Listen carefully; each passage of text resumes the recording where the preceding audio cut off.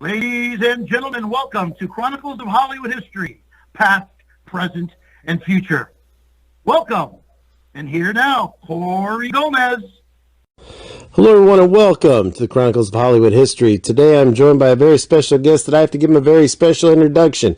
If you've ever seen the movie Dr. Detroit, you'll know what I'm saying when I say, ladies and gentlemen, players and ladies, high lifes and low lives, all you trash with cash, allow me to announce the doctor is in.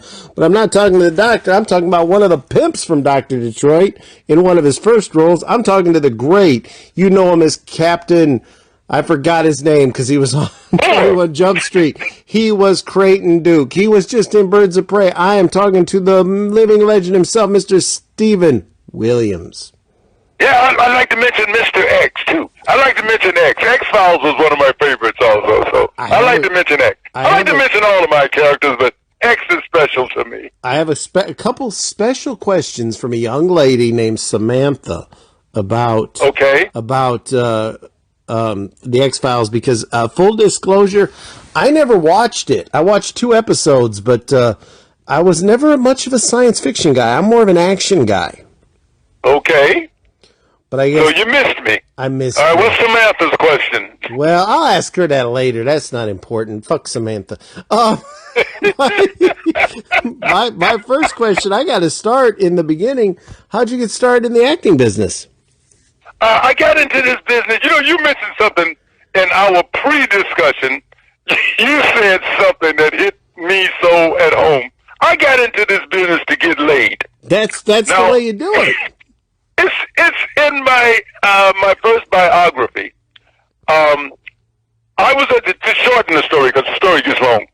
I was working in Chicago as an apparel salesman. I sold women's clothes on Michigan Avenue in Chicago. Women's clothing and women's shoes. I was a shoe salesman, in the retail apparel business. A lot of my customers were either models or female ad agency executives. And, of course, I'm in a suit every day, and I'm trying to sell them, clothing. So I met my charming best. And a lot of them started to suggest that I had the physique to be a model. And I thought, oh, okay, let's give it a shot. At that time, this was like the early 70s, very early 70s. My best friend in life who's gone on was one of the first African Americans, the first African American to be on staff at Playboy magazine as a photographer. So at one point I decided I'm going to take these women's advice and try to be a model. Garrick Madison was his name. He shot photos of me, and we put together a portfolio, and I hit the street as a model because I'm figuring, hey, if they think I can be a model, maybe I can get with some of these models or with some of these female ad execs. So I literally started in this business as a model, mostly catalog stuff, some ramp stuff, and trying to get laid by some of these hot women. And at one point, someone asked me to do a play. It was a community theater. The play was called Slow Dance on the Killing Ground. It was a 3-character, 3-hour play. And one of the actors had fallen out with 2 weeks to go. The guy said I looked like a character that he could use. Did I act? I said yes. Had never acted a day in my life. I did the play. Now you got to remember, the play had been truncated to 2.5 hours. But I only had 2 weeks to do this role. And I did this role, and I got a great review. And then it just started snowballing from there. That's literally how I got started in this business. It was just dropped in my lap. A fluke, an attempt to get with beautiful women turned into this work history that I now have. From there, like I said, it was the 70s, then Cooley High came to Chicago. The Blues Brothers was shot in Chicago. Dr. Detroit, even parts of that was shot in Chicago. I got roles in all of these films, and eventually in 1980 it was, I think, Blues Brothers is what brought me to L.A. And I worked and met some people in L.A., and then in 82, I was going back and forth a little bit because I met Stephen J. Cannell and did, A-Team and Hotel. And a bunch of his shows, and it just started snowballing. And in '82, I moved to L.A. I said, damn, I'm getting work in L.A. And I was going back and forth Chicago to L.A. And I thought, well, I'll just move to L.A. because I had a few friends from Chicago who had already moved to L.A. Not in show business, but they were friends of mine, so they let me live with them. And I came to L.A. and started this work history that I have. So that's, I said long story short, didn't I? Did the plan to get laid work? Oh, yeah. All right. Yeah. I got laid much more than I ever thought I would. See, I'm the opposite. I do sales, but like when the athletic women, there's something come in, I'm like, no, you help that broad. Go ahead. When the fat girls come in, I'm like, that's all mine. So, fat girls need love too. That's right. They do. They just need to pay sometimes. Shame on you, Corey. Hope my wife don't hear this one as she's eating pizza. Now, of course, you had a handful of things before your first iconic, because you've had a lot of iconic roles. And your first iconic role... I really consider myself blessed in that sense. And that while I'm not Denzel or Samuel or Tom or Brad, I've had a great work history. And that's what I call it, a work history as opposed to a career. And they have been iconic, from Cooley High to Blues Brothers to 21 Jump Street to the X-Files to Supernatural. All of those are, and more, all of those are iconic television and movie projects. And I've had the privilege and the blessing to be a part of them. So, yeah, I agree with you. Now, and that leads me right into a couple years ago, I got to talk to Officer Dennis Booker, a.k.a. Mr. Richard Grieco. He had nothing but complimentary things to say about you. Not about everybody else, but about you. He had a lot of complimentary things to say. And, when I was a young man, 21 Jump Street, that's Johnny Depp was how I knew how many holes I needed for earrings, because I had to follow that. It was like, all right, he's got 2 in the left, 1 in the right. Time to get the safety pin out. I got to be like Depp. But, did you ever think that when you were doing that show that not only would it go on all these years later to be a couple of hit movies, but Depp would go on to be the biggest star in Hollywood, so to speak? I had no clue. Like I said, you got to remember, I came into this business on a fluke. So I had no preconceived notions about anything about Hollywood. It was just a bunch of fun. Number one, we were in a foreign country, Canada. These kids were fabulous, and they were kids. I think Johnny was the oldest of the kids. I think Johnny was 26 then. Peter and Holly were like 17 and 18 or something. Mm-hmm. In that range. Dustin, I think, was 23 or something. Oh, he had. So they were very, very new to the business. I was the oldest at 40-something, I think, at that time. And we had an absolute ball. We were all in a foreign country. So, you hear cast talk about being a family. Mm-hmm. We literally were a little family that first season because none of us knew anybody there in Vancouver. So we tended to hang out together, and it was just lovely. I had no idea that Johnny would become who he became. And there's some funny stories about Johnny because Johnny was apparently told by the industry that they wanted to make him a star. So Johnny spent a great deal of his time, and I'm not talking out of school, and I don't care if I am, but Johnny spent the bad rap he got, sometimes the bad press. Yeah. Johnny was trying to get the fuck out of his TV contract. Oh, yeah. He was trying to get fired. Yeah. So that he could go on to become this movie star that he became. He literally was doing things deliberately to try to get fired. They thought he was being a diva. In my opinion, this is my opinion of how it went down. The producers and stuff thought he was trying to be a diva, but Johnny was simply trying to get fired. And when they brought Grieco in to show Johnny, motherfucker, you ain't that goddamn pretty. Yeah. Here's a motherfucker just as pretty as you. Mm-hmm. And they set out to pit Johnny and Greco against each other, but Johnny and Greco became, buddies.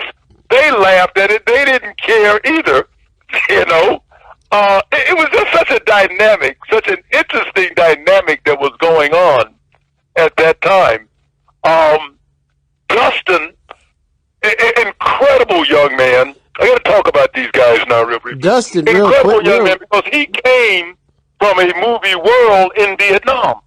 One of our episodes was about him and his story. Mm-hmm. His parents and he literally escaped from Vietnam during that, I think it was 1975. Yep, it was the we've seen those iconic Christmas in news stories, the Saigon helicopters. episode. What? It was the Christmas in Saigon episode. I forgot to say, I talked to him too, and he had complimentary things to say about you as well. Oh yeah, just and I had met Holly early on. I met Holly when she was like 12 years old. I did a movie called Dummy in Chicago, the true story of the Donald Lane story, a murder case with a deaf and dumb guy, starring LeVar Burton.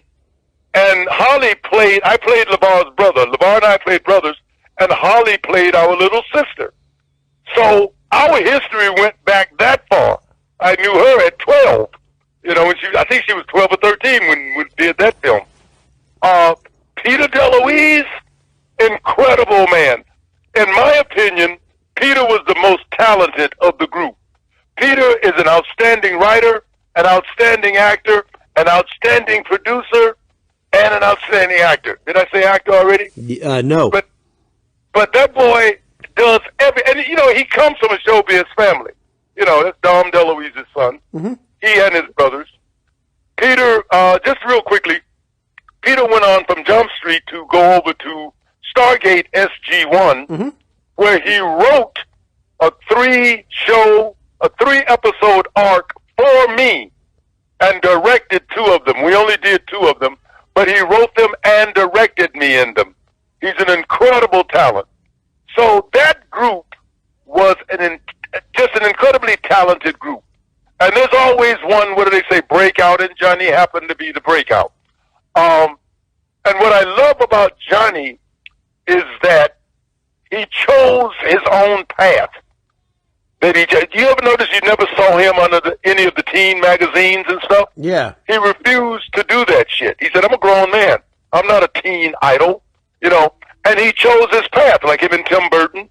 The choices he has made of the movies he made, from Edward Scissorhands and that first thing he made with Ricky Lake. Oh, Crybaby. Yeah, all of that stuff, I think, was very deliberate, and it put him in a whole different class.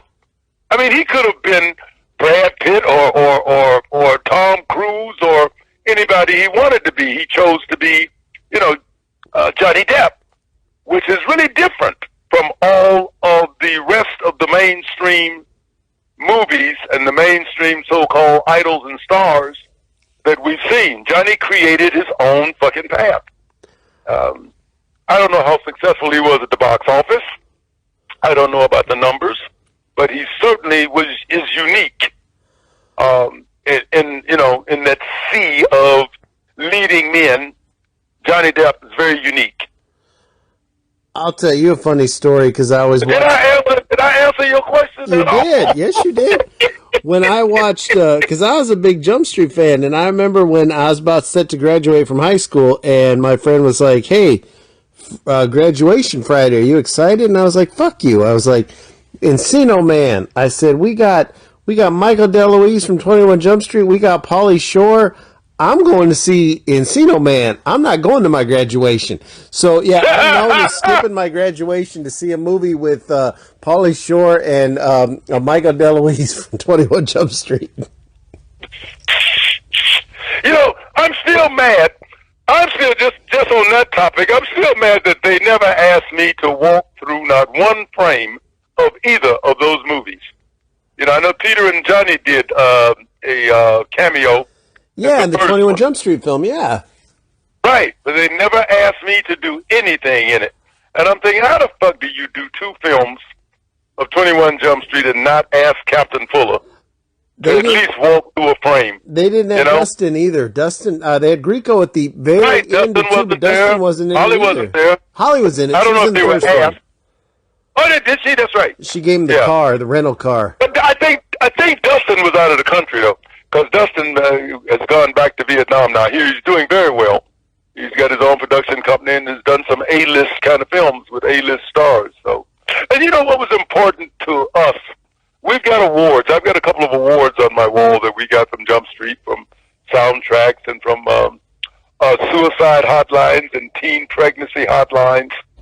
That show, a lot of the stories were taken straight from the headlines, you know, things going on. It was a very socially relevant show.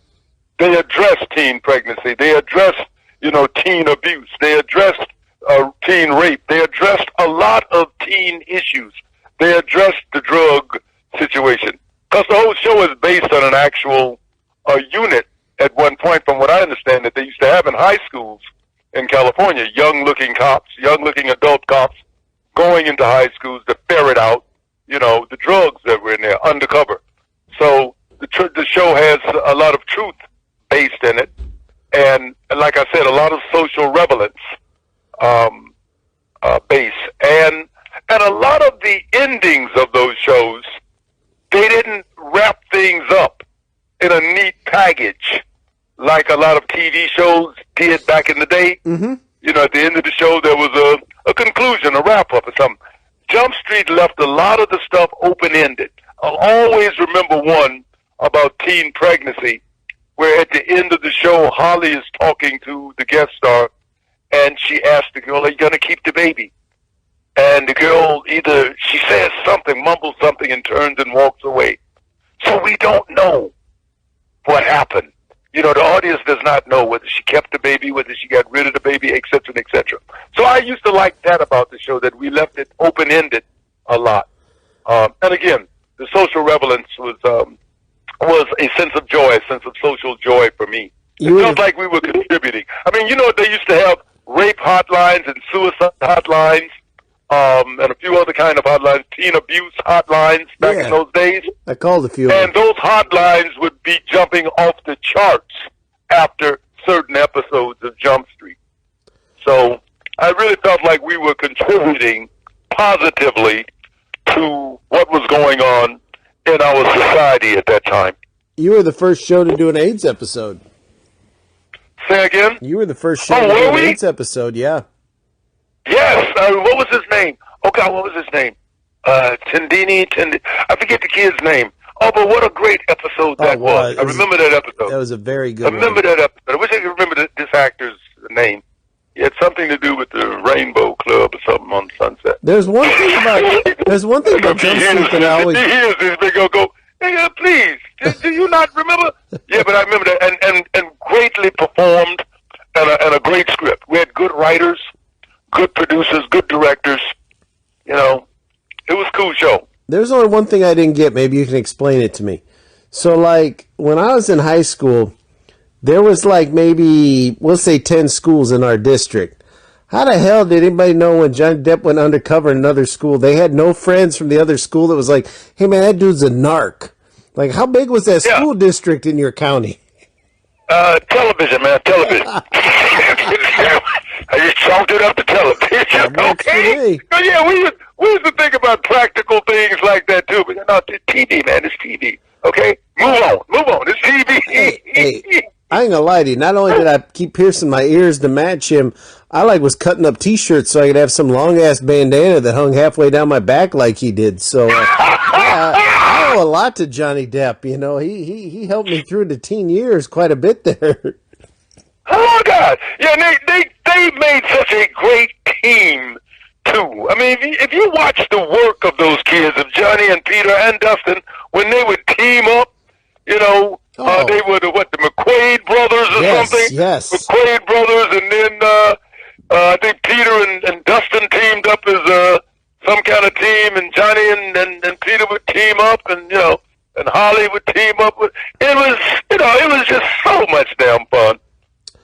So much fun to watch them. And Johnny was quite an interesting, to jump back there, young man. You know, when I first started doing the show, I was doing, I think, 3 shows at once.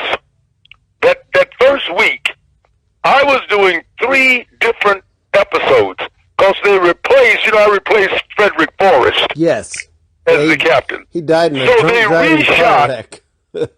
Huh? He died in a car wreck from a drunk driver. Yeah. They wrote his ass off fast. Yeah, well, Frederick was a feature film actor, and that was the conflict. Frederick didn't quite understand television, that you had to bring it in 7 days, that you couldn't be changing everything all the time because of the commercials. So him and the producers had a parting of the ways. But I reshot 2 of his episodes, right? They just reshot the 2 episodes he did. They brought me in to reshoot those 2, and I was doing my first episode. So I'm doing 3 episodes at the same time in my first week. So everybody's watching the old veteran, and I'm kicking ass. I'm good. Let me just put it that way. I think I'm good. Well, you yelled, I was the too. guy everybody was watching the first season. I said that to say, the second season, I was watching Johnny because Johnny was doing such interesting things. He was doing stuff. Here's the one point I've always made about him and his character. He's playing an undercover cop. So Johnny would come in some mornings dressed as like an Indian Swami or something. Something totally ridiculous. And they'd go, "No, Johnny, you can't." Why not? I'm undercover. I mean, he had the right idea. If you're playing an undercover cop, you can do whatever the fuck you want. But they wanted him to be this teen idol. And that's what Johnny was fighting all the time. He said, I'm not this goddamn pretty boy teen idol that you want me to be. I'm playing an undercover cop. So anything I do can be considered cool. You know what I'm saying? Yeah. Anything I do is correct for my character. So it was fascinating to watch him come up. And I think that's where he got his, that's where that movie career thing started, because he always did oddball-ass characters in his movie. And I think he was absolutely correct in his approach to his character. I'm playing an undercover cop at this particular high school, so I'm going to go in as a, black man. That's exaggerating, but that's how far he would take the shit sometimes. And it was, it was totally reasonable as far as I was concerned. So that was an interesting thing to watch too. So like I said, I was watching him from the second season on. I was watching him because he was so interesting, and what he was doing was so interesting. I liked you because in the beginning, before you became buddies with all of them, you yelled at him. And where I come from, the captain has to yell a little bit. He has to be a little angry. Say that again? Well, like in the beginning, Frederick Forrest was just like, he was that hippie, like, yeah, man, we're going to go play the saxophone in my garage, man. And right. When you came in at first, before you became their buddies, you would yell at them for their antics. So I was like, all right, we got an angry black captain that yells. This show is much better now. So, it worked for me on a better level when you came in. Well, of course, that was in the writing. That was in the writing. As long as they were going to replace the captain, you don't want to bring in that same guy. I was supposed to be the shake-up. I'm going to come in and shake this unit up. We're going to get, and I'm going to put you guys in tip-top shape. Now, this is going to be totally fucking different now. You know that whole plot, that whole script writer's plot. That's what that was all about. I kind of resisted it initially because if you remember in the past, and a lot of your listeners, I think, on this podcast or wherever this is going on to, won't even remember that all the cop shows always had a minority captain or a minority sergeant or whatever they want to call him.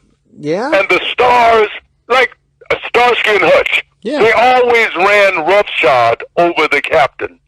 You know what I'm saying? Yeah. The 2 stars never paid any attention to the fucking so-called leader, the so-called head of the department. 2 stars did whatever the fuck they wanted to do. That's the way things were written.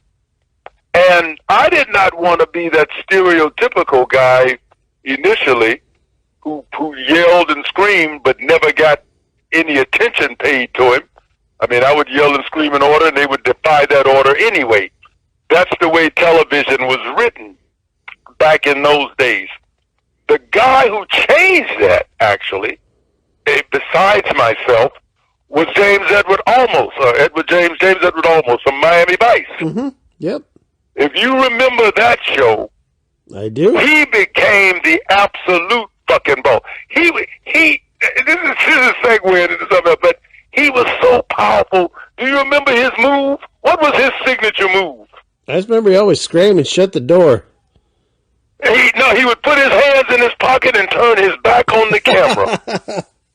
Don't you remember that signature move? I do, yes. He did a lot of his dialogue with his back to the camera, hence his back to the two stars, Philip Michael Thomas and Don Johnson.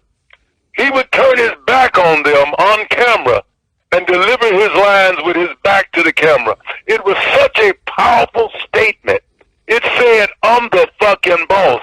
I don't even need to be looking at the camera. The camera don't even need to see me for me to exercise my power. And I heard, as a rumor, that he did not associate with them off camera. That once they finished the job, he went his separate ways. That they were not buddies or pals. They didn't have a drink after the show or after a day's work.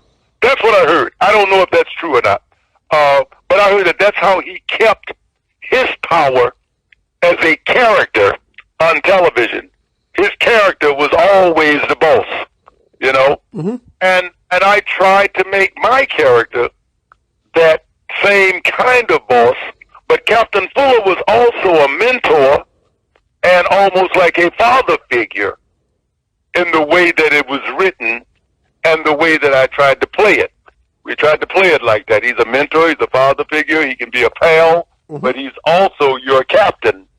So there was some interesting dynamics going on that were very interesting to me from an actor's point of view and very interesting to me from a social point of view, in terms of cultural point of view also, I remember. I tried not to be stereotypical, and I don't know how it came off. Like you said, it's an iconic show. I just remember toward the end, I hated Johnny Depp because, I had pierced up my ears like him. I'm wearing this fucking rag on my head, and I grow my bangs long. And this girl that I really liked, in my exact words, I was like, "So, am I looking like Officer Tom Hansen?" She was like, "No, not at all." And I was like, "You know what? Fuck you." I said, "Give me your fat friend's phone number because she won't be as easy to please." So Johnny Depp turned me on to the fat girls. So, that's but no, I hated Johnny Depp for a while. But then as I started watching, I was like, this is the greatest actor in the history of television right here. That's funny. I still got that bandana. It's laying in one of my drawers here, and I still once in a while put it on, and my son's 11. He's like, "Dad, you look really stupid." And I was like, "Oh, I didn't look stupid in 1991, son." Well, the thing that I took from the show, let me tell you the thing that I took that I wanted to do it and they wouldn't let me do. Because now, I don't know if you've seen me lately in anything or if you've seen me personally. I saw you in Birds of Prey. My signature is like my earrings now. I normally wear 2 earrings. They're feathers. Me too. Right? They're silver feathers. I have a silver feather in my left ear. Did you? Yeah, when we first started the show, that's what Dustin was wearing. Yep. Dustin actually had real feathers. His earrings were real feathers. That first season he had, you remember his hair? His hair was down around his fucking ass. I always he had assumed, long hair. I assumed he wore roach clips, and then when he busted the kid, he used his earring to test the evidence. But I just have silver earrings too. No, but that was what I took from the show. I wanted to get my ears pierced, but of course, Captain Fuller couldn't have his ears pierced because all the boys had their ears pierced. Johnny, Peter, I think, and Dustin. Dustin was the one I really took my earrings from. When I left Jump Street, Stephen J. gave me a show called 100 Lives of Black Jack Savage. Yep. Where I play a pirate, a 17th century pirate who's a ghost. But it's a pirate, so it was a perfect time for me to now I could have earrings. You know, I got my ears pierced and had the two big rings in my ear for that particular character. And when I finished that show, we only did 7 episodes, and Stephen had a deal with the network. He did the commish as a pilot and Blackjack as a pilot, and they said you can only put one on, and they chose the commish. So, but at the end of that show, now I've got pierced ears, and I want to wear earrings, and I don't want to wear studs. I want to wear something that dangles, but I couldn't find nothing that dangled that was masculine enough, because most dangly shit is feminine, right? Yep. But I finally found, because I love Dustin's feathers, I finally found sterling feathers, little silver feathers, as opposed to the real ones. That's what I wanted. All of my earrings now are feathers. They have different bases. You know, the top is different, but the dangly is always sterling feathers. And that's what I took from, you know, like you say, you wore bandanas and shit, Johnny's. I'm wearing Dustin's fucking feathers all the time now as my trademark. They're like Mr. T's fucking gold chains. It's Steven's fucking feathers in his ears. I still wear silver feathers. Actually, when we're done, I'll show you a picture to prove you how. Do you? You wear silver feathers too? I still wear silver feathers. I wear a big leather hat too. Why leave the 90s, man? We didn't have COVID in the 90s. It was a great time. Wasn't it a great? Oh, no, man. I'll tell you what a great time was. A great time. Well, you would know. The 60s. The 60s were a great time, my brother. I lived through the summer of love as a young man, as a young adult, 66, 60, 63 on. From 63 on, you know, think about it, baby. The Beatles, Earth, Wind, and Fire, Minnie Riperton, Three Dog Night, da-da-da-da-da. You know, the music was awesome, the drugs were awesome, and the attitudes, the sexual freedom was insane.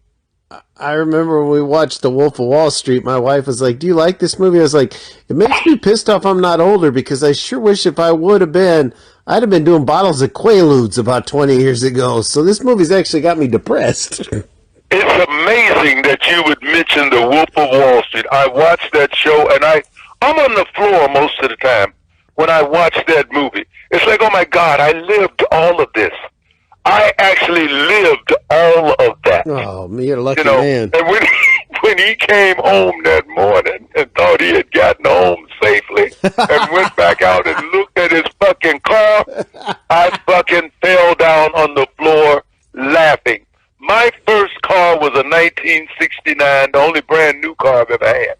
A 1969 Dodge Charger. Nice. The one that the Dukes of Hazzard drove. Yeah. Yeah, I got up one morning and went outside, and it looked like that car from the I went, what the fuck did I do last night? I have wrecked this motherfucker. And you know what those motherfuckers are going for right now, Corey, in pristine shape? Oh, they're $100,000 easy. $300,000-$400,000, man. 3 or 4, you get a goddamn 1969 Dodge Charger RT in pristine shape and original. They've been auctioned off for as much as $400,000. So anyway, yeah, I lived that movie. Like I said, it's amazing that you mentioned it, because I go, man, I lived that. I watched that movie a lot. Another movie I watched a lot. This is not a movie to me. This is not a movie. This is just a recording of a part of life that I have lived. You know, another movie I watched a lot that actually my son loves it. I love it. We went and saw a special screening of it last year. Friday the 13th, Part 9, the final Friday where you were Creighton Duke, where I got to say it again, not many men can be staring at Erin Gray, looking at a guy and going, she ain't got a taste of the Duke yet. 'Cause that's the best line of the movie. That's the best line of any Friday the 13th. And it's Erin Gray, for Christ's sakes. I love me some Erin Gray. She's such an attractive woman. Oh, Buck Rogers. Such a woman, not a girl, but a woman.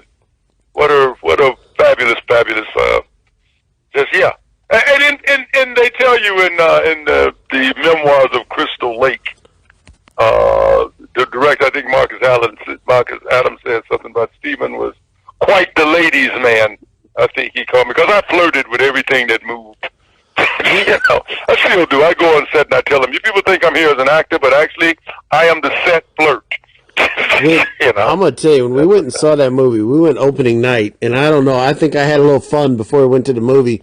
And that was before the internet. So it's I'm seeing Friday the 13th Part 9.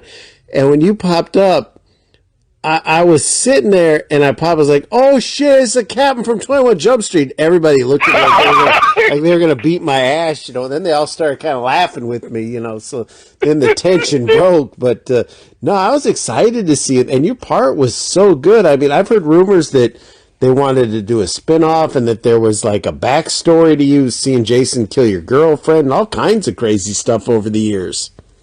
Well, I don't think I'm talking out of school. When I did that thing we talked about in our pre-discussion, that philosophical organization that talks about horror movies, Adam Marcus is actually writing a script, or has written a script, that he wanted to do.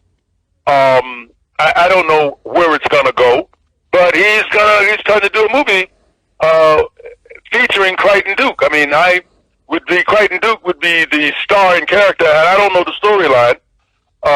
But yeah, he wanted to do a spinoff, kind of a spinoff of a movie, movie spinoff, with Crichton Duke as the central character.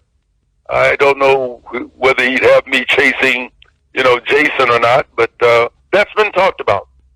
I asked him about it because it was just a rumor to me too for a while, and I asked him about it, and he said, "Yeah, I'm attempting to do this." So I don't know how far it has gone or how far it's going to go, but it's not just a rumor.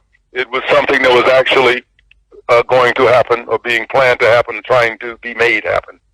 How much fun did you have playing that part? Because as a fan watching that movie, you look like you were just having a ball, so to speak. Well, you heard them in, again, that book, The Crystal Lake, The Memories of Crystal Lake. Mm-hmm. Adam Marcus, he tells this story about me of how I was partying so hard during the production of the movie that I would fall asleep between takes. And he said, the man was just partying. He'd come in every day. He'd be partied all night, have fun all day, and he would fall asleep in between takes, But when we said action, Corey gave me the greatest compliment I've ever had in my work history. He said he was partying so hard he would fall asleep between takes. We'd be moving equipment around him and lights and shit and setting up the next scene. He said, but when I said action, his words were, I've never seen an actor with a better understanding of his character or who was more prepared than Stephen Williams. He said he was incredible. I think he says he is incredible. It's the greatest compliment that I've ever been given in terms of my career. And you're right, I was having so much fucking fun, both on set and off set during those days. But again, I'm a blessed individual, and I think a natural talent. And I'm not patting myself on the back. I'm really not trying, because I considered Johnny was like that too. Johnny Depp. Mm-hmm. Johnny was a musician from down in Florida, I think. He had a band, and I think Nicolas Cage introduced him to the business. And Johnny was like that too. He was just a natural. He was a natural, and that's sort of how I describe myself, as a natural. Not somebody who studies acting or method or da-da-da. I just come in, and if I relate to the words, I can relate to the emotion and the situation. If those words are relatable to me, then I can normally deliver what's known as a good performance. So I was having fun as opposed to acting, is how it was happening in Jason Goes to Hell for me. So yeah, it was a ball. Now I'm gonna ask you, because I made it clear in our little chat, I don't watch the X-Files, but a kid I work with, his girlfriend is a huge fan, and you were on the X-Files. You had a nice long run on there, and that show exploded. And it did. She would like me to ask you these couple questions. Do you believe her name is Samantha? Samantha Langner, do you believe in aliens? I believe in the possibility of aliens. I don't like to say that I believe in anything, but I believe in the possibility of everything. I find it hard to believe that this blue ball that we call this blue ball of water is the only, ball in space that has life on it. We have so much evidence that other shit exists. I'm a person who was, I'm going to segue into something. I was raised by a Baptist minister. Okay. And I still don't know if there's a God. I think there's so much that we don't know. I think there's so much we have faith in as human beings, so much we believe and da-da-da. But I've come to the conclusion that I don't know shit. All right? That's where I am. That's where I've been for a long time. All the people who have all kinds of faith and all kinds of beliefs and all kinds of what they think is true, I will say and admit that I don't know shit. I'm enjoying my existence. And I get up every morning and thank that person we call God. But I have no clue as to whether or not there's a God or as to whether or not there are aliens. All right? Mm-hmm. This thing we call life is incredibly fascinating.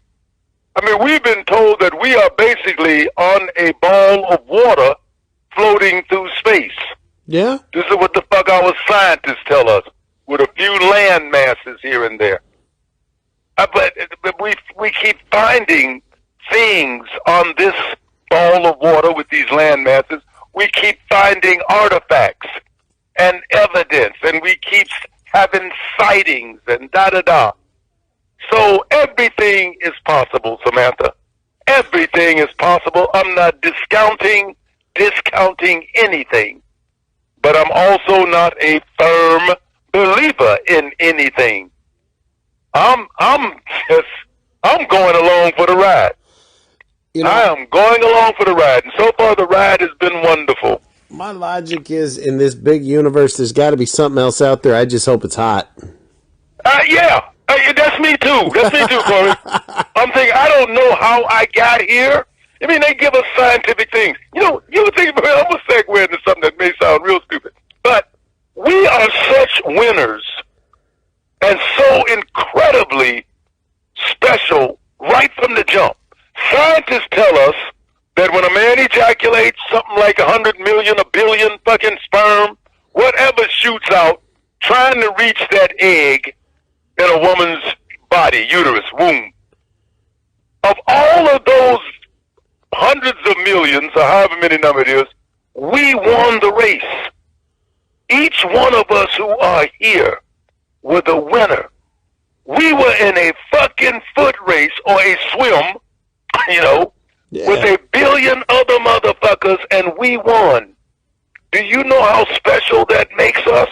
What, considering I've impregnated so much Kleenex, Each human being who is on this planet is the winner of that particular race. Okay? Mm-hmm. So we are special right from the jump. And again, like I said, that's what the scientists have told us, and our medical people have told us is happening. I have no clue whether that really happened or not. Life itself is phenomenal.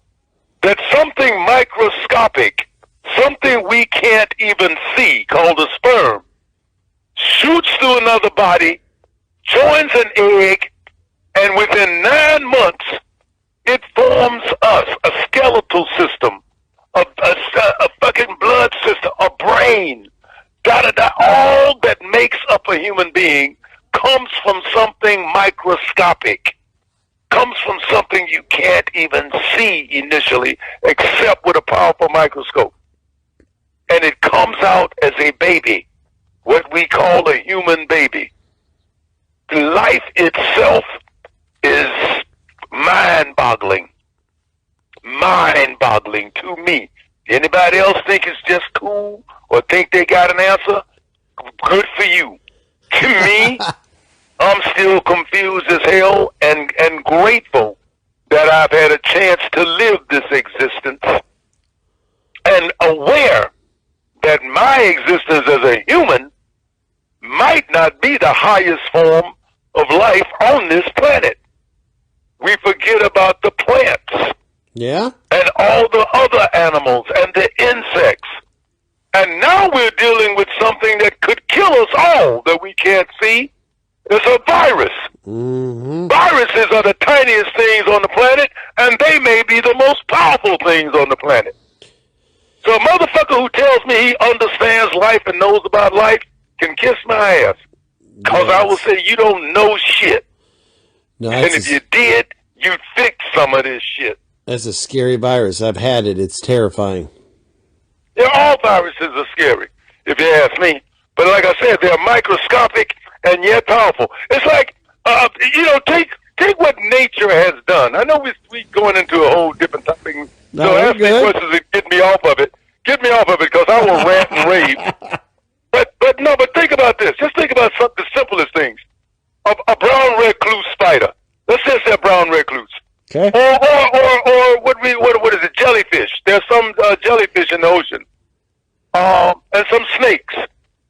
These tiny little things have enough. Nature has provided them with enough venom to bring down a fucking elephant. Why the fuck would you give something the size of a marble? Something the size of a marble. Nature has given enough power to bring down something as large as an elephant. So what we know about nature and what we know about life, to me, again, we don't know shit. The mysteries are incredible, and what happens is incredible. You know, there's fucking insects that can bite you and you dead in 20 minutes. Yeah. You know, and we think we're the most powerful. Hell no, we ain't even close. Not even. You know, when you think about an ant can carry what, 200 or 300, 500 times its weight? Yeah. I know these statistics are wrong, but you know, a lot of things are way out of proportion. You see ants lugging around shit that is 500, 1,000 times its weight. Man can't do that. Nope. So, you know, life is in every form, not just human life, but every. Sometimes I think trees may be, plants may be the aliens that we talk about. Mm-hmm. They are stationary. They are supposedly stationary, but yet they command almost everything around them. They procreate, they grow fruit, they do everything from a sitting still position. They use the bees, the birds, the wind to carry their pollen. It's like they say, here, fertilize me, do this, do that. You know, they're like kings on this thing we call Earth. It's plants. And if we left them alone, if we just let stuff grow, they would take over the entire planet. Hell yeah. You know, including the oceans. And we still don't know what's in the oceans. Godzilla. And if you look at some of the creatures underwater, a great deal of our science fiction monsters are based on ocean life. Just visually. Godzilla lives in the water. Right? I mean, Godzilla. how do we the know he water does could it? be space. You know, you ever think about what space is? If we accept that the world is round, that the earth is round, then space is in every direction. We always think of space as being up. From our position as humans, space is always up to us. But if we accept that this is round, then space is in every direction. Up, down, sideways, left and right. Mm-hmm. Everything is outer space to us. From that perception, everything is out of space to us. So we talk about the, UFOs coming from the sky and shit. Why couldn't UFOs be coming from the ocean? Yeah. From that direction too. So yeah, Samantha, I think the bottom line, Samantha, is I do believe to answer that question. I think I've talked myself into saying, yeah, of course I believe in aliens. I think that's what I just did. What's the next question? question, Corey. Well, she want to know if you had a favorite episode. Of Jump Street? No, of X-Files. Oh, of X-Files? Actually, yeah, I mean, well, not so much the episode as the experience. I enjoy, because, you know, I only got to work with, primarily with Mulder. So the encounter that I had with Gillian, you know, Scully, was very interesting to me.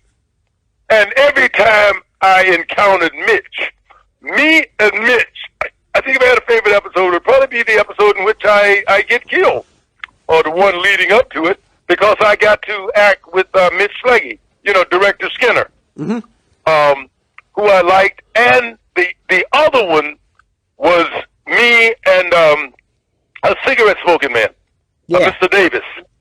I loved our scene.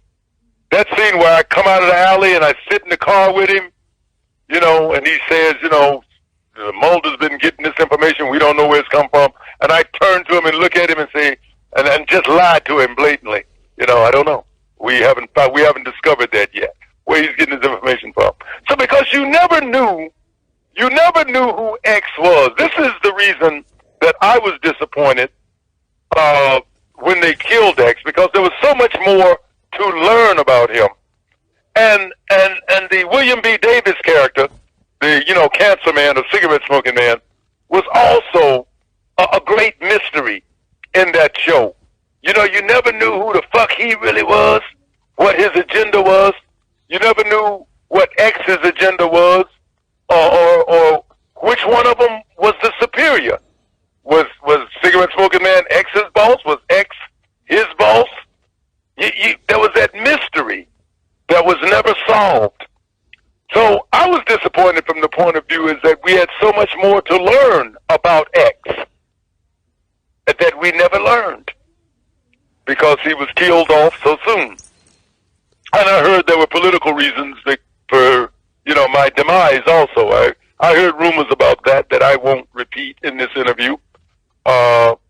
But there was no reason to kill X off at that point, I don't think. As a fan, I'd like to know what your feedback is on what the fans would say about why X was killed so soon without us ever learning who the fuck X was. I can find out and call you and let you know. What? I can find out and then call you in a few days. Yeah, really. I'd like to know what the fans think about that. I just want an excuse to talk to you. Have you ever thought about that? Oh, that's right. You didn't watch it. I didn't watch it. If I told you I watched it, I'd be a dirty liar. I thought Scully was cute, but yeah, I never watched the show. Yeah, Scully was cute. But tell Samantha, I'd like for Samantha's crowd to feedback on that. You know, who was X? We never learned. We never learned. He still remains X. Now, you've done a ton of stuff, but I'm going to tell you a little story before I lead into my segue. When I told you before the pre-end, I interviewed Lorenzo, Kathleen Branscombe. So we're watching all these Renegades. And ironically, this alien episode of Renegade comes up. My son happens to be in the room. And you thought they had alien bodies in Area 51 or like some military base. And my son was like, that's Creighton Duke. And my wife was like, well, that's Captain Fuller from 21 Jump Street. And I was like, that's fucking Augie from L.A. Heat. And my wife was like, my wife looked at me and she's like, what the fuck is L.A. Heat? And I looked there, I was like, PM Entertainment. I said, remember before you met me, I was taking like a bunch of illegal vitamins to get big because I wanted to be an action star and work for PM Entertainment. And she just looking at me like I'm like high as a kite or something. I was like, PM Entertainment, greatest movies ever. I was like, they had the TV show, Wolf Larson. I said, Steve Williams. I said, Fought Crime. Had real cheap show, but had all the action scenes edited in. She's like, I don't know what you're talking about. I was like, we're changing that right now. So I buy the first couple seasons off Amazon, the first 2 seasons. And I swear to God, on the Bible, God is my witness, for the last like month, every evening we watch 3 episodes of L.A. Heat. I just watched the one where Chase Wolf Larson, the flashback episode where he was in the coma. So, you know, and I always like my good flashback episode, but no, that's the greatest show in television history. Man, I was so so mad that they didn't know that PM did not know how to sell that show into syndication. Wolf and I offered to do.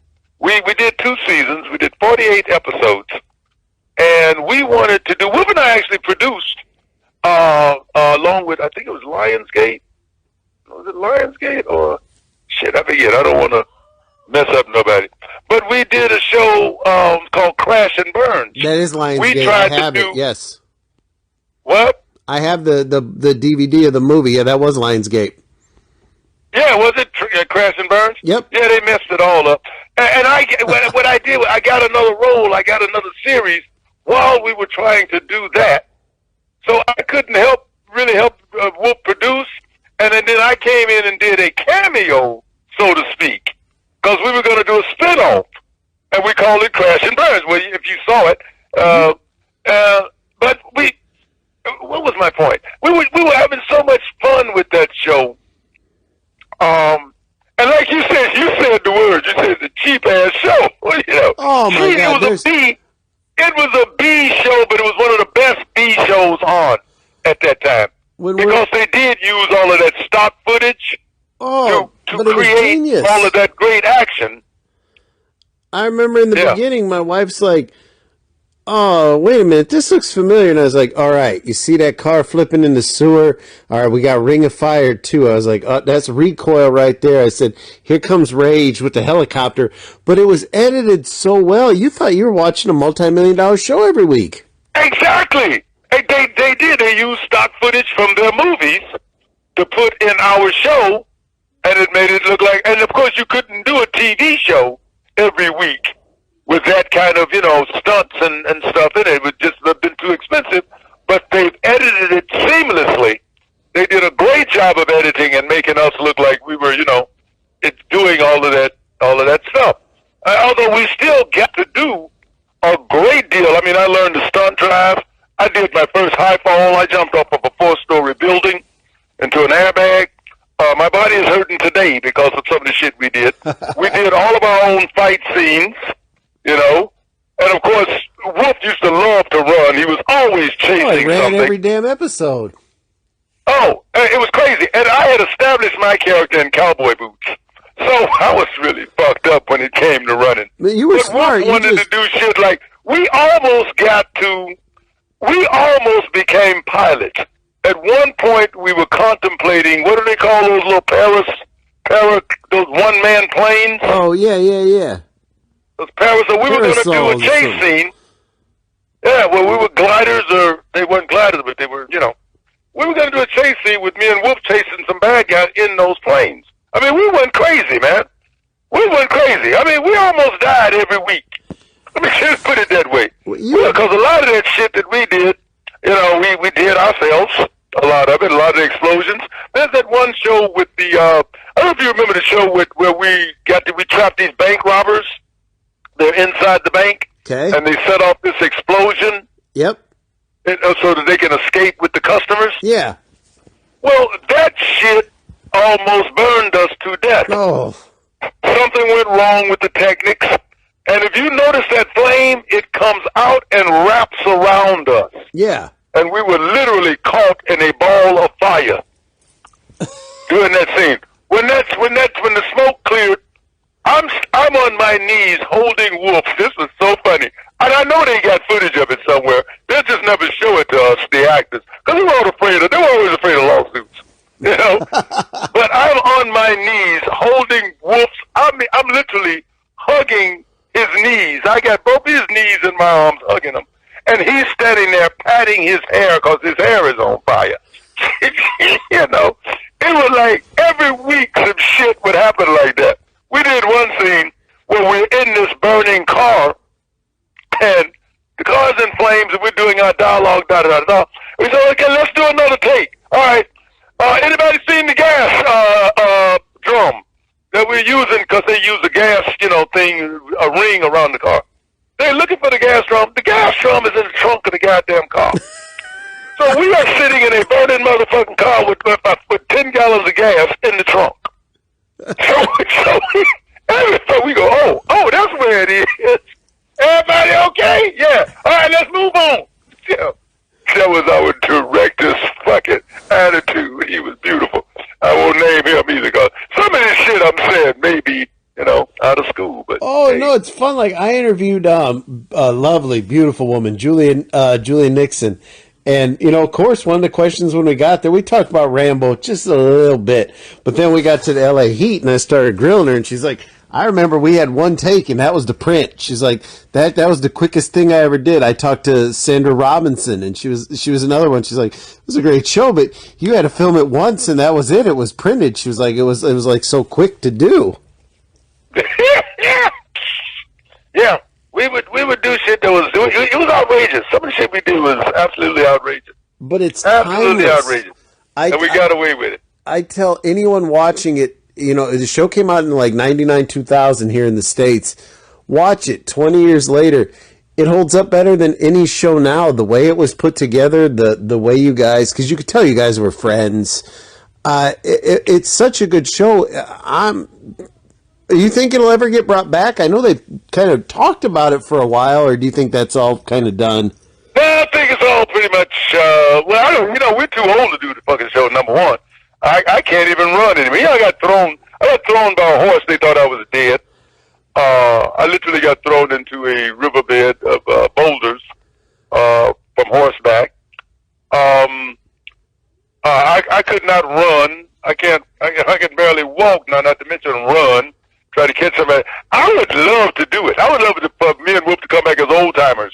But we're so wise now that we're still able, to catch the crooks and shit because we're wise and stuff. That script could be written and it could be done. Every week, but who's going to watch it? I mean, it has to be done. So, you got to remember that these guys, they also did some great B movies. I mean, Pepin and Marie. With Dolph Lundgren and Jean-Claude Van Damme and, all those action things that they did with those guys was some great action shit, as far as action. I mean, a lot of it didn't have a lot of story, but they're great visuals to watch. And they're very macho, very macho. So it's entertainment, man. It was entertainment. And like you said, it was some great entertainment. That's what I call it. I wouldn't necessarily call it great filmmaking. I would. Or great television, but great entertainment. But you were better. Like, I've seen episodes, he gets on a scooter, or he steals, I don't know how many goddamn cars you wrecked. Or, like you said, he's running every episode. You just casually got in a car, drove around, and caught the bad guy off in the alley. So you didn't have to expend as much energy. Yeah, that's what it became. Because I had established this character with these damn cowboy boots on, I'm going, I can't do a hell of a lot of running. And in the beginning, too, what was funny is that, let's face it, Wolf and I were in competition, in a sense. I mean, we had to run somewhere. We were literally racing each other, actually, as opposed to, we always wanted to see who could get over the fence the fastest, who could get, around the corner the best, who could drive. He was the better driver. Wolf used to love to fucking drive, and he was the better driver. We got to drive a lot of those stunts. We actually drove those, What we learned stunt driving. We learned about the E-brake. You rig an emergency brake, your emergency brake. On an emergency brake, you can steer a car. A lot of people don't know this. With the regular brakes, all you're going to do is go into a skid. But if you rig the emergency brake, you can actually steer the car. And this is how a lot of those stunts are done. So we did a lot of our own driving. The only thing we didn't do was the pipe ramping. When a car goes up and goes in the air and all of that shit and flips over. They wouldn't let us do that.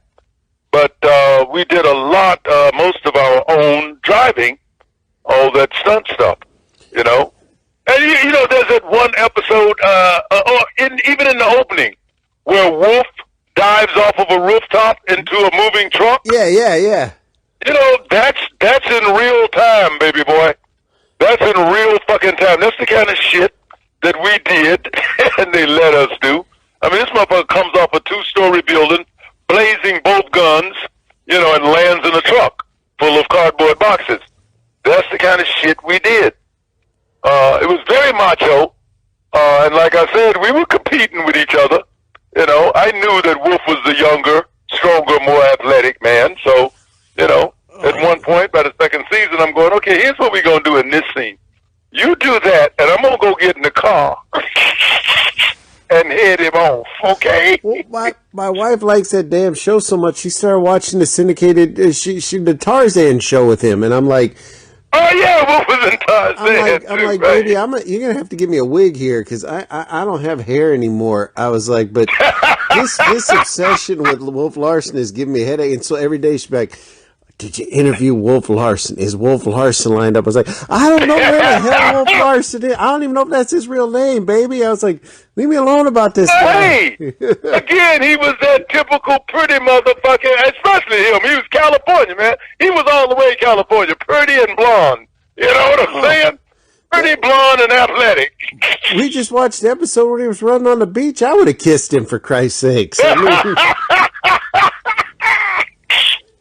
yeah, we had, that's another thing with me, Corey, and my work history. I don't think I've had not one bad day in any project that I've ever done. I mean, I can almost truthfully, totally say that. Every fucking day that I've been on a TV or a movie set, I have managed to have a good time. And in some, like Jump Street, like L.A. Heat, it was like going to a party every fucking morning, especially in L.A. Heat, and because I was a series regular, so I'm there every day. Now, these days, I'm doing a lot of recurring roles, which means, I'm only there X amount of time, and I'm not really one of the family of the cast. I'm a well-respected relative, so to speak, But it's just, I haven't had one bad day, man. Every day I've gone to a set, I've had a good time. That's why I go.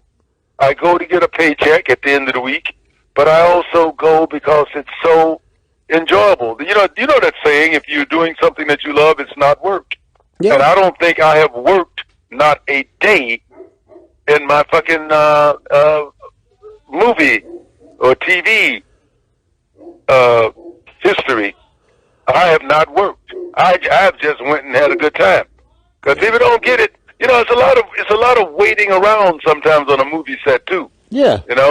It's like hurry up and wait is one of our mantras. Hurry up and wait. And one of the things actors like to say is we don't get paid for acting, we get paid for waiting. We act for free. But if you think about what a movie said, we go, people cater to us. There's food there all day. You jump in front of a camera and you say a few lines, and you're back in your trailer, with somebody pampering you, doing your hair, doing your face, changing costume, and then they'll call you, Mr. Williams, we're ready to do scene 9. All right, be right there. You go in and you do scene 9 for about 5 or 10 minutes, and then you're back in your trailer waiting for them to do the next setup. So it's an incredible job in a lot of aspects. Now, if you're doing action-adventure stuff, you got to be in shape. That's a whole nother story. L.A. Heat was a little bit different because we were action people. So if you think about all these, all the Marvel stuff, these guys are working their asses off. Yeah. They've got to get in shape, they've got to look great, and they've got to be athletic. And Tom's going to kill his goddamn self one day. God willing, that doesn't happen. But Tom Cruise is still doing a lot of his own stunts. That's one of the big stories and rumors and whatever about him, or truisms. I just, he loves to do his own stunts. And that's hard work. It's hard work and it's dangerous. I got to buy a blonde wig, a fucking loincloth like Tarzan, and figure out how to find Wolf Larson, and I'll be set for like 8 hours or so one evening with my wife. But until that time comes, get some ropes and vines, hang some ropes and vines in your bedroom, and swing in on a bro. You're gonna have to help me find this guy here. He's a ghost. He's a ghost. I'm gonna look at my phone book. If I find that phone book, 'cause people laugh at me that I actually have a phone book. That I still have a phone book. I write all these interviews down. Everybody's doing stuff in their telephones now. Nope, I write everything down in a book. I think I can find Wolf's number. Oh man, if you do, I owe you a big one because my wife will then owe me a big one. But Yeah, let me ask you.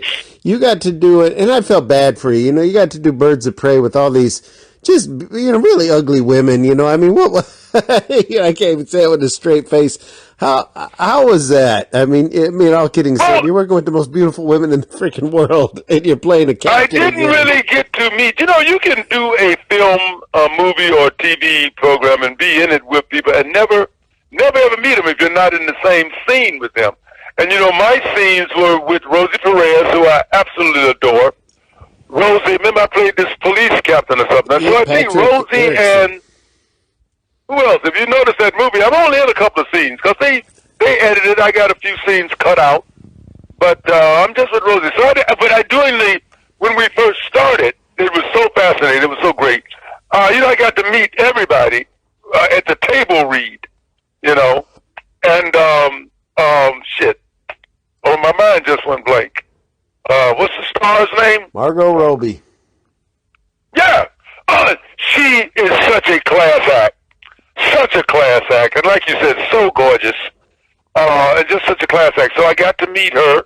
And she's a badass too. Because I learned that she does a lot of her own shit. Mm-hmm. A lot of that stuff is her. Stunts, the fighting, all of that shit's her. She's awesome. She's awesome. You know? So yeah, but a lot of the rest of them I did not get to meet, which is probably a good thing because I'm just an H&R complaint waiting to happen. Me too.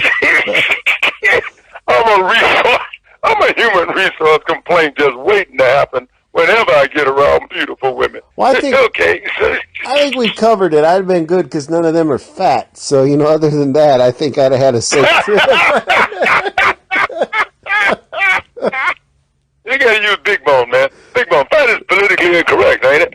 I don't, hell, everything's politically incorrect nowadays. Hey, call a spade, motherfucker. That was one of the last movies that we saw before COVID. I gotta tell you, that movie, I've been reading comic, but one of the reasons I had to learn martial arts and do performance-enhancing drugs was because I was a comic book collector, so I was an easy target.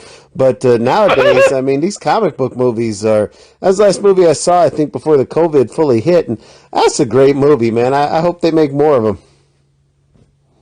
Yeah, so do I. The Marvel and the DC people, and the peripheral people. The script read beautifully. The script. I don't think I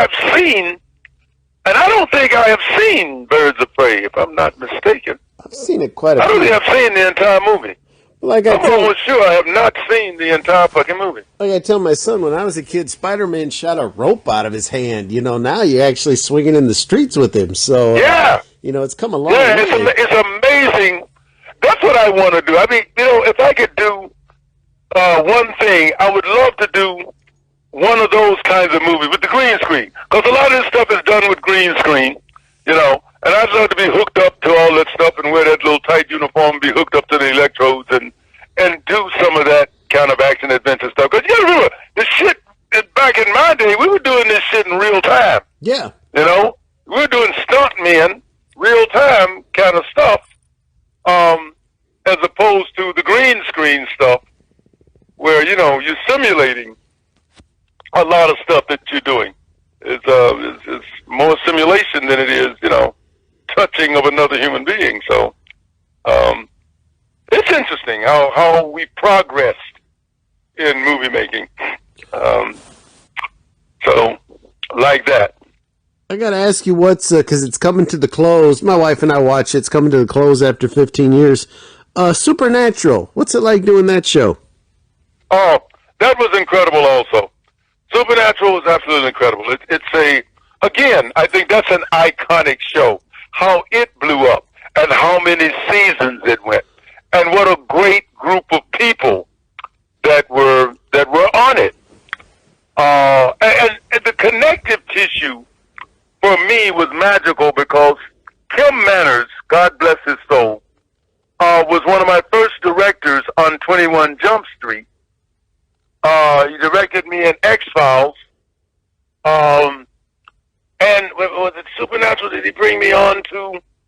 Who brought me on the Supernatural? Did Kim Kim was doing Supernatural toward the end. Anyway, this director, producer named Kim Manners, goes all the way from Jump Street all the way through to Supernatural with me. And I say that to say what a great crowd of people, from Robert Singer, all these guys, God, who segued me into other shows. Barry Berg. I've segued into other shows from a lot of producers. Adam Glass. Adam was one of my producers on Supernatural, who brought me. We just a great family. The boys themselves, great. I think Supernatural has had the most beautiful women on television. If you look at 15 seasons of that, the women that they've had on that show, absolutely gorgeous, absolutely great talent. Oh, yeah. And what fabulous characters. What's his name? Sterling K. Sterling K was on as a vampire for a while. What's her name? Samson, who's doing Private Eyes now with Jason. What's his name? Jason, yeah. Who was like an extra on Jump Street back in the day. He was an extra on Jump Street. The connective tissue is incredible. But I had such a great time. And fucking Jim Beaver, Bobby and Rufus. Yep. My heart, that will be a great team in my eyes forever. I mean, if you put together, how TV puts together the greatest team or the greatest bad guys or the greatest Yeah. I think Bobby and I were two. I think we would be in that category, one of the greatest teams. Oh, we were easy. supposed to be two grumpy old men, is sort of was the concept. But Jim is fucking such a great grumpy old man that my character Rufus, I tried to make a little bit lighter because I couldn't match his grumpy old man, So it's almost like we're an irritant to each other, but we absolutely love each other. We got each other's back, and we're two badasses, We're two kick-ass motherfuckers. It was just an absolute joy.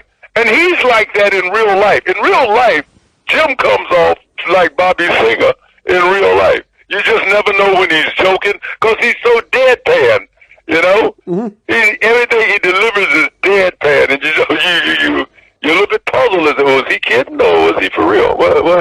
You doesn't know. So I had a ball, and I absolutely. There's other things about a production. We shot 21 Jump Street in Vancouver. We shot The X-Files in Vancouver. We shot Supernatural in Vancouver. So Vancouver became like a second home for me. You gotta remember 21 Jump Street went for 5 years. Yes. So I lived in Vancouver for 5 years, 9 months out of the year. That was back in the day when we were doing 9 months on, 3 months off. That was a typical television season. So I lived in Vancouver 9 months a year for 5 years. And then I go back to do X-Files, and then I go back to do Supernatural. So Vancouver, British Columbia, was like a second home for me. I had friends there. I owned property there, et cetera, et cetera. So the joy of working in that environment was also part of the joy of working on those particular shows. Because I was like at home, and that makes a difference.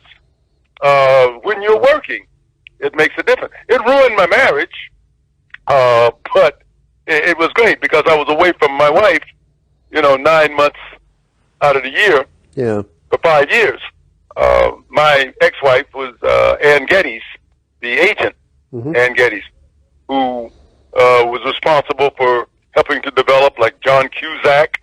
Anybody that came out of Chicago, she had Dennis Farina, there were so many people that went through the Geddes agency at one point that came out of Chicago, and we got so many great Chicago actors, Malkovich and Gary Sinise and Joey Mantegna, Meshack Taylor and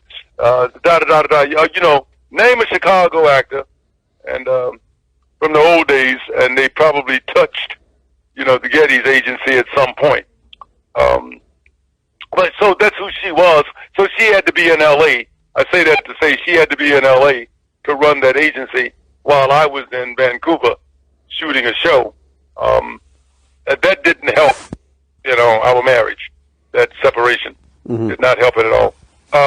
But yeah, it was, Supernatural, that was the original question, I think, was just a joy too. Because everybody, another thing I'd like to say about my work, when I say I've never had a bad day or never worked a day, I've never had a bad crew, or not in America anyway. I had one bad crew in Europe. But I've never had a bad crew or a bad production company in all the shows that I've done.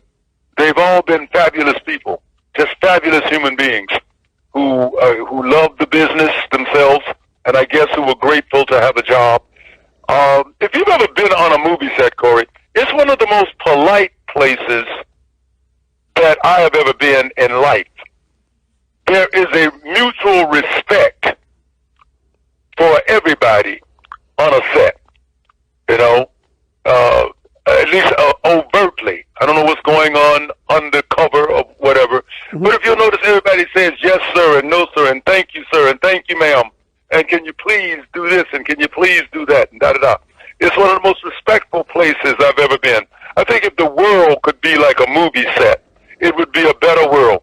Everybody treats each other with respect, because we realize that it's a collaborative effort, that every job, from the guy who goes to get your coffee to the person who comes and tells you, Mr. Williams, they're going to shoot scene 7 now, it's a collaborative effort. Your dolly man, your electrical, your grips, your gaffers, your director of photography, your producers, your writers, your actors, your editors. It's a collaborative effort. It's mostly the stars and the directors that get the accolades, but everybody on that fucking set. Because if I'm not a happy camper, I'm not going to give my best performance. Yeah. And some of the people that make me a happy camper is that person who gets my coffee or brings me a sandwich or a bottle of water or da-da-da, Yep. So they are just as important, because the energy is an incredible energy. When you got a happy crew and a happy cast, and just good people around you, you will get a good product. Well, I could talk to you for 6 more hours, but I've already talked to you for an hour and a half. So hopefully we can talk again one day. I would really love it. Okay, so But Because you didn't ask a lot of questions, actually. I think I just babble. No, I but babble sometimes. you answered. I don't know. Did we get your point? The point that you were trying to make with this interview? Of course we did. Did any of that get across? Let's see. We covered 21 Jump Street, L.A. Heat, Friday the 13th 9. I mean, I know you got like 178 other things under your belt, but my wife will be happy listening to the Wolf Larson talk, so that means I can actually sleep in peace. Well, look, Corey, you are working with Bramscombe now. Hey, man, I'm as regular as they come. So if you think of anything else you want to talk about, do not hesitate to call. I look forward to meeting you. And you can consider us, if you would, on our way how much? to perhaps a friendship. You know what I'm saying? That's I feel good energy, my brother. I feel good energy, and at this stage in my life, I'm all about a good time, fun, good people, fairness, just regular shit. So feel free, man. Feel free to call up, chat.